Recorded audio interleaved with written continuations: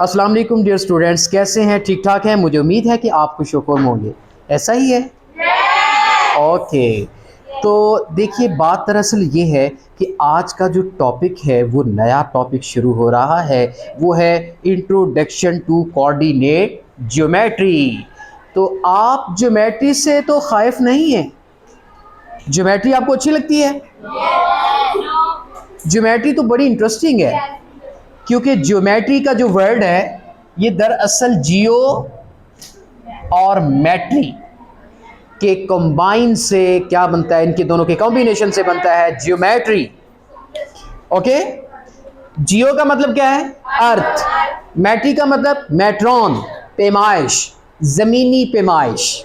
आप जो जमीन पर पैमाइशें करते हैं, प्लॉट की पैमाइश हो या किसी भी रोड की पैमाइश हो, छत की पैमाइश हो, कुछ भी, दीवार की पैमाइश हो, सारी की सारी पैमाइशें ज्योमेट्रिक टूल से की जाती हैं।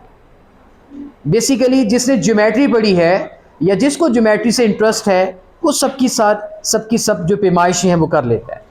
तो ये तो बड़ा इंटरेस्टिंग टॉपिक है। चलिए, कोऑर्डिनेट ज्योमेट्री क्या होती है?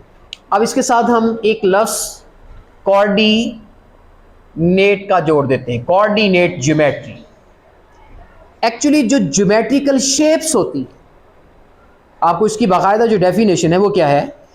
The geometrical Cartesian coordinate geometry is a study of geometrical shapes. Circle है, ट्रायंगल है, रेक्टेंगल है, पेंटागन है, हेक्सागन है, ऑक्टागन है, ट्रेपीजियम है, ये जितनी भी ज्योमेट्रिकल शेप्स हैं इन ए कार्टेशियन प्लेन। लेकिन अगर ये कार्टेशियन प्लेन के ऊपर हैं, कार्टेशियन प्लेन किसे कहते हैं? ये जब दो एक्सेस, एक्स एक्सेस और वाई एक्सेस मीट करें एक पॉइंट पर, तो ये क्या बन जाता है आपका? Cartesian plane. कार्टेशियन प्लेन पर मैं कोई ट्रायंगल बना लूं ऐसे, ये देखें, तो ये क्या बन गई? आपकी कोऑर्डिनेट ज्योमेट्री। चूंकि आप जितनी भी ज्योमेट्रिकल शेप्स हैं वो हम कार्टेशियन प्लेन पर जब ड्रॉ करेंगे तो वो क्या बन जाती है? Coordinate geometry. तो चलते हैं, इसके बाद का जो टॉपिक है वो है डिस्टेंस फार्मूला।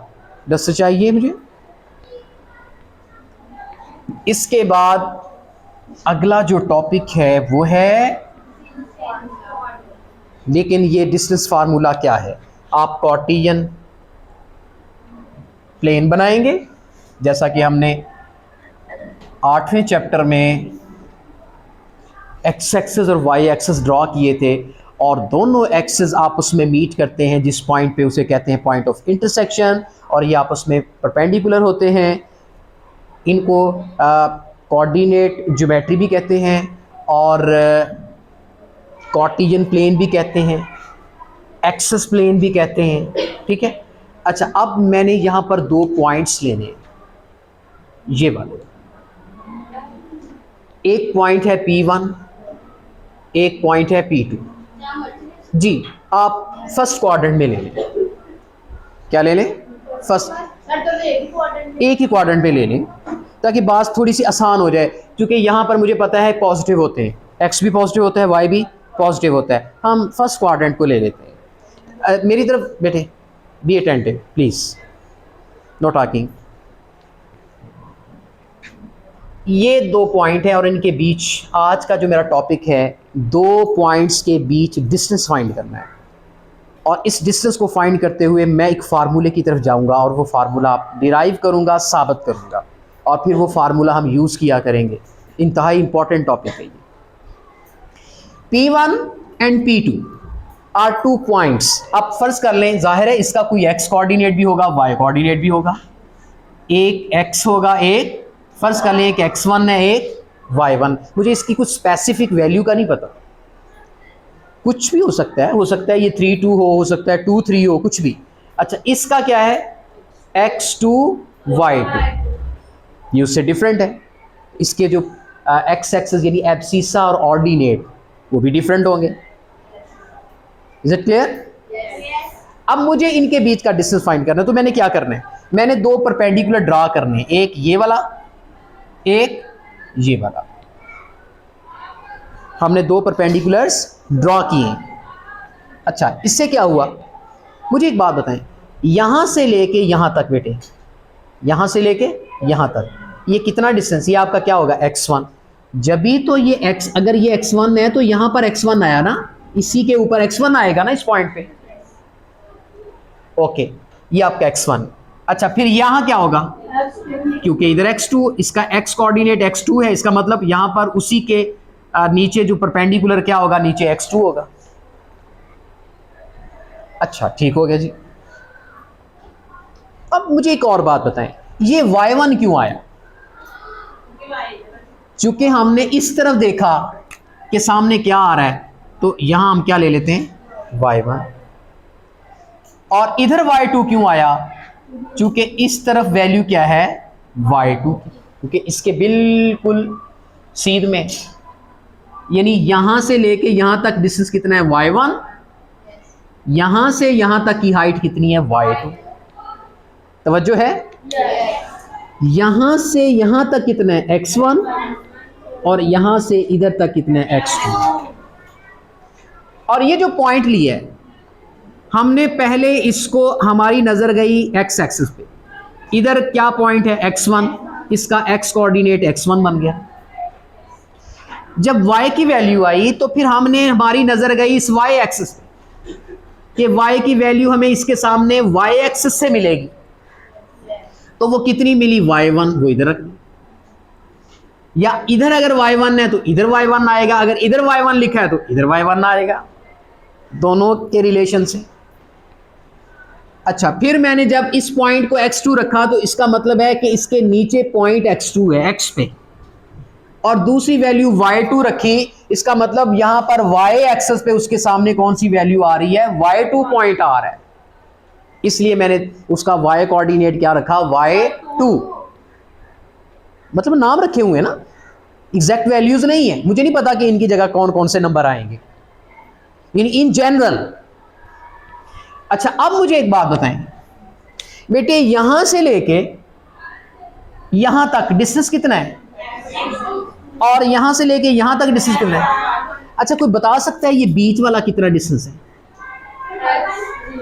नहीं नहीं, y यहां से का, ये तो है ही x एक्सिस, इसमें तो y आ ही नहीं सकता।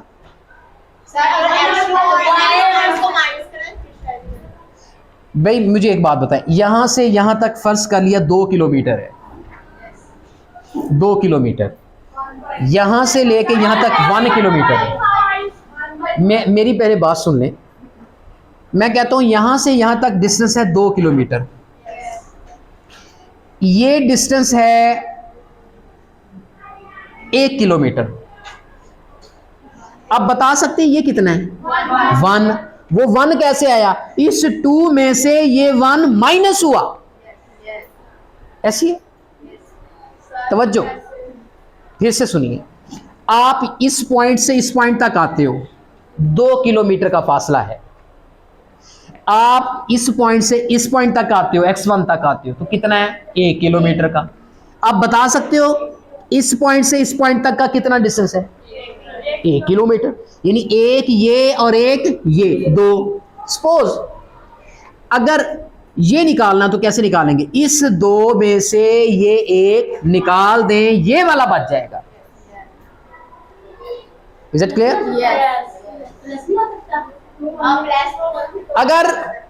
अगर फर्ज किया ये टोटल डिस्टेंस यहां तक 6 है, ये टोटल डिस्टेंस यहां तक 2 है, तवज्जो करें, अब ये कितना होगा, क्योंकि ये 4 और ये 2 मिलके टोटल 6 हो जाएगा। तो ये 4 कैसे निकलेगा, इस बड़ी लेंथ में से ये छोटी लेंथ को माइनस कर दें, मतलब 6 माइनस 2 हो जाएगा, ये तो 4 ही बचेगा ना। नहीं समझे बात को जी, मैंने एक मिसाल दी है कि टोटल यहां से x2 जो है वो 6 स्टेप है, फर्ज किया वो 6 सेंटीमीटर पे है, और 0 से x1 2 सेंटीमीटर पे है। अब x1 से x2 के ये जो अंदर अंदर है डिस्टेंस है, ये कितना बनेगा, वो 6 में से 2 निकाल दें, 4 ही रह जाएगा, क्योंकि ये 4 और ये 2 मिलके कितना बन गया, 6 पूरा हो गया। इसका मतलब ये हुआ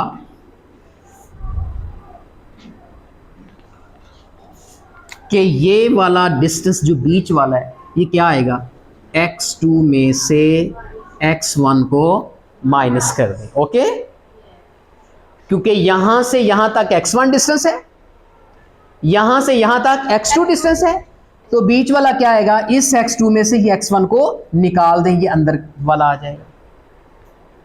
समझ आ गई बात? ओके, एक मैंने लाइन यहां ड्रॉ की, ये परपेंडिकुलर, इसका नाम मैंने रख दिया है, कोई भी नाम रख दें, इसका नाम रख दें Q। क्या नाम रख दें? Q। अच्छा, अब इस तरफ आ जाए बेटे, अगर ये x2 माइनस x1 है तो ये और ये साइड दोनों आपस में ये एक रेक्टेंगल नहीं बन रही, रेक्टेंगल या स्क्वायर कुछ भी है, मुझे इतना मालूम है कि ये जितनी साइड है उतनी ये साइड है, जितनी ये साइड है उतनी ये साइड है।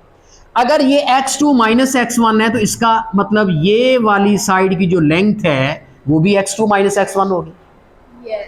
ऑपोजिट साइड्स हमेशा इक्वल होती हैं, चाहे वो रेक्टेंगल हो चाहे वो स्क्वायर हो। अगर ये रेक्टेंगल है तो भी ये इक्वल, अगर ये स्क्वायर है तो भी ये इक्वल। अच्छा, अब दूसरी तरफ आए मेरे बच्चे, अब यहां से लेके यहां तक ये टोटल हाइट मुझे बता दें कितनी है।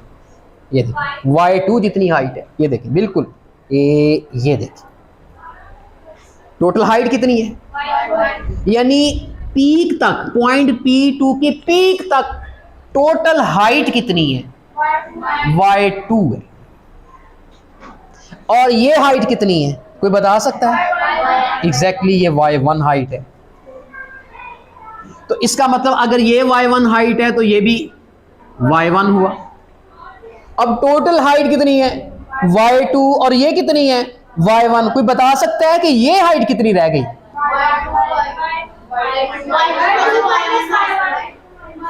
y2 माइनस y1, बिल्कुल यही पैटर्न, बस ये नीचे है वो ऊपर है, पैटर्न तो वही है। ये टोटल हाइट कितनी है, y2। ये देखिए ना, y2 के सामने ये y2 हाइट, इतनी हाइट कितनी है, y1। तो इतनी क्या रह गई, y2 माइनस y1। अब हमारी तवज्जो चलेगी ट्राइंगल की तरफ, बाकी सब इग्नोर कर दें। हमारे पास एक क्या आ गई, ट्राइंगल। कौन सी ट्राइंगल है, राइट एंगल ट्राइंगल। क्या है, राइट एंगल ट्राइंगल है। उसमें बेस भी दिया हुआ है, आल्टीट्यूड भी दिया हुआ है, और फाइंड क्या करना है, हाइपोटेन्यूज। फाइंड तो हाइपोटेन्यूज करना है, और हाइपोटेन्यूज ही दरअसल P1 और P2 के दरमियान का डिस्टेंस है जो कि फाइंड करना है। Is it clear? तो धीरे धीरे हम अपने डेटा को कलेक्ट करते हुए एक ट्राइंगल तक ले आते हैं, और वो ट्राइंगल भी राइट एंगल है। उसके बाद पाइथागोरस थ्योरम को दस्तक देते हैं, ठक ठक ठक ठक। मिस्टर पाइथागोरस, तुम्हारी जरूरत पड़ गई है। तुमने कहा था ना कि जिस ट्राइंगल, राइट एंगल ट्राइंगल की बेस का पता हो, उसके आल्टीट्यूड का पता हो, तो तुम बता देते हो कि उसका हाइपोटेन्यूज कितना है। ये तुम्हारा दावा है, ये तुम कहते हो ना। पाइथागोरस कहता है हाँ हाँ हाँ कहता हूं। तो फिर हम कहते हैं निकालिए जरा, तुम्हारी जरूरत पड़ी है। तो पाइथागोरस अपनी थ्योरी पेश कर देता है, कहता है बहुत अच्छा हो गया, अब मेरा काम शुरू। क्या जी, आपका काम क्या जी? कहता है P1 P2 का स्क्वायर, हाइपोटेन्यूज का स्क्वायर बराबर है किसके, बेस के। बेस कौन है भाई, P1 से लेकर Q तक मिस्टर बेस ही तो है, आगे प्लस, फिर कहता है आल्टीट्यूड लाओ, परपेंडिकुलर जिसे कहते हैं वो लाओ। परपेंडिकुलर कितना है, Q से लेके P2 तक। आप इसे Q P2 भी कह सकते हो या P2Q भी कह सकते हो। तो मैं इसे P2Q पर स्ट्रेट लाइन क्यों लगाई है, स्ट्रेट लाइन मतलब वो स्ट्रेट लाइन है ना, एक लाइन सेगमेंट है ना। ये पिथागोरस ने मुझे पेश की थ्योरी, कहता जाओ मौज करो, तो मैं एक फार्मूला देता हूं, अपनी जरूरत पूरी करो। ओके, तो मेरी जरूरत क्या थी? मेरी जरूरत थी P1 से लेकर P2 तक का डिस्टेंस, और वो पिथागोरस ने पूरा किया। अब मैं P1 P2 का जो स्क्वायर है वो अपनी जगह पे अभी बरकरार है, मैं P1 क्यों लेता हूं? मैं अपनी वैल्यूज का बंदोबस्त भी कर चुका हूं। अच्छा बताइए, P1 से लेकर Q तक कितना है? x2 माइनस x1, ऊपर क्या है? फार्मूले का स्क्वायर। नहीं, अब नहीं लाइन लगानी, अब वैल्यू आ गई है उसकी। अब उसके बाद P2 से लेकर Q तक, ये मैंने कितना निकाला है? y2 माइनस y1, और ऊपर क्या है? स्क्वायर। ओके, अब आप कहेंगे सर ये P1 का P2 तक का डिस्टेंस फाइंड करने को कहा है, आपने स्क्वायर लिया हुआ है, स्क्वायर का भी कुछ करिए ना। हाँ जी, मुझे यहां स्पेस चाहिए, मैं इसको रेस कर देता हूं। ये देखें, ये मुझे रेस करना पड़ा है।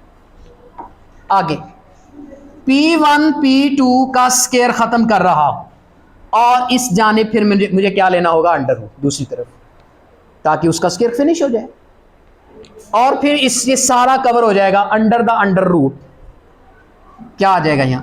x2 माइनस x1 का स्क्वायर, y2 माइनस y1 का स्क्वायर। लो जी, ये आपका डिस्टेंस फार्मूला जी। उसकी तरफ भी अंडर रूट लिया था, वो स्क्वायर अंडर रूट से कट गया, इस तरफ भी लिया।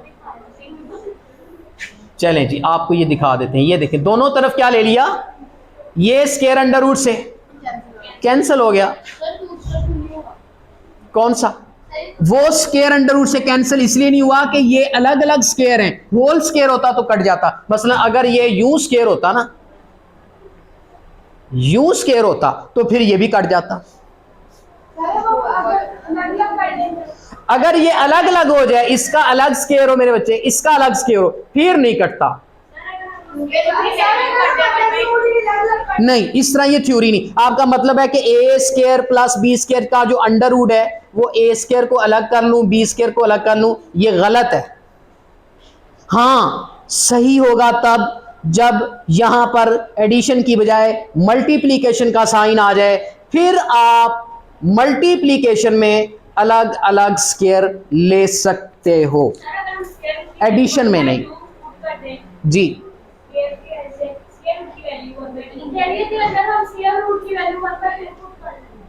जो मर्जी पुट करें, उसने अलग अलग इसे कटना ही नहीं। अब मुझे एक बात बताएं, ये a प्लस बी का अंडर रूट है, इसको a का अंडर रूट प्लस बी का अंडर रूट लिख ही नहीं सकते। जब वो अलहदा अलहदा होने नहीं है तब उसकी पावर भी नहीं कटनी। मल्टीप्लाई अगर हो फिर अलहदा अलहदा हो जाएंगे, फिर कट जाएंगे। Is it clear? मुझे दस चाहिए।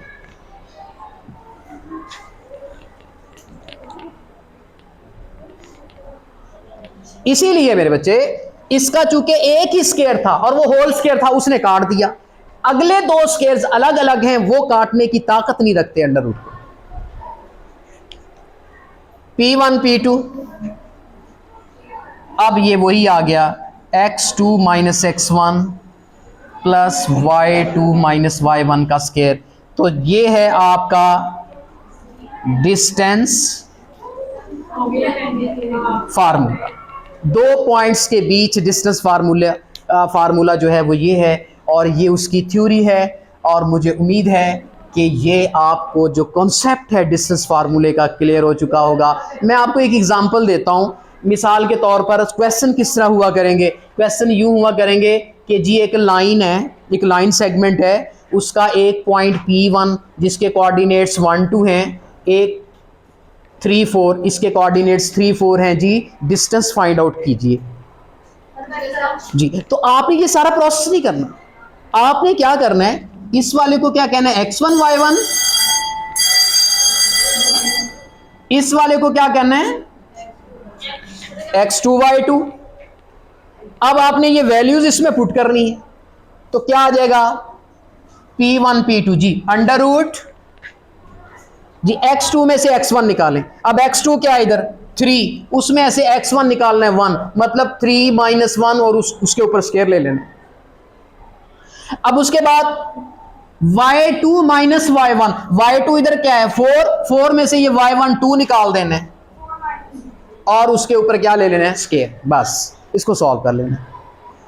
तो देखें 3 में से 1 गया 2 का स्क्वायर, 4 में से 2 गया 2 का स्क्वायर, बेटे 2 का स्क्वायर 4, 2 का स्क्वायर 4, 4 और 4 कितना हो गया 8 का अंडर रूट, ये आपका डिस्टेंस आ गया। इसको पॉइंट्स में ले आइए, ऐसे भी ठीक है। इसको फैक्टर करके मजीद सिंप्लीफाई भी कर सकते हैं, 2 इंटू 2 अंडर रूट में भी लिख सकते हैं। अब आप बेटे पहली एक्सरसाइज जो 9.1 है उसके क्वेश्चन नंबर 1 के F तक पार्ट्स हैं, एक पॉइंट ए दिया हुआ है दूसरा बी, आपने उनके दरमियान डिस्टेंस फाइंड करना है, जस्ट फार्मूला लगा के हो जाएगा। आप फर्जी सी एक लाइन लगा लें, हाँ कुछ जरूरी नहीं आपने ग्राफ ड्रॉ करना है, ऐसी एक स्ट्रेट लाइन, और उसकी लेंथ कितनी ये भी कोई जरूरी नहीं, अपनी मर्जी से जी है ना ना ना ना कुछ भी नहीं। ये देखें एक पॉइंट ये लेना है, आपने डिस्टेंस फार्मूला लगाना है, दैट्स ऑल। वो तो मैंने आपको फार्मूला प्रूव करके दिखाया ना कि ये फार्मूला कहां से ड्राइव हुआ है, उस फार्मूले को जो अप्लाई कर रहे हैं वो कहां से आया है, उसका प्रूफ था, और ये प्रूफ भी आ सकता है आपको। इसको भी एक दफा आप याद कर रहे हैं, इसको भी आपने बार बार इसकी प्रैक्टिस भी करनी है, ये एक ही दफा करनी है। यानी अगर क्वेश्चन यूं आ जाए प्रूव डिस्टेंस फार्मूला, तो फिर आपको ये वाला सारा करना पड़ेगा। हाँ नहीं ग्राफ नहीं, फिर एक्स एक्सिस और वाई एक्सिस, बस फिर ये काम करना पड़ेगा सारा। लेकिन अगर 2 पॉइंट्स दे दे और कहे डिस्टेंस फाइंड करें, तो आपने वो फार्मूला यूज करके आंसर निकाल देना है। तो मुझे उम्मीद है कि आज का टॉपिक आपको खासा दिलचस्प मालूम हुआ होगा, और नेक्स्ट लेक्चर तक मैं इजाज़त चाहता हूँ। अल्लाह हाफ़िज़।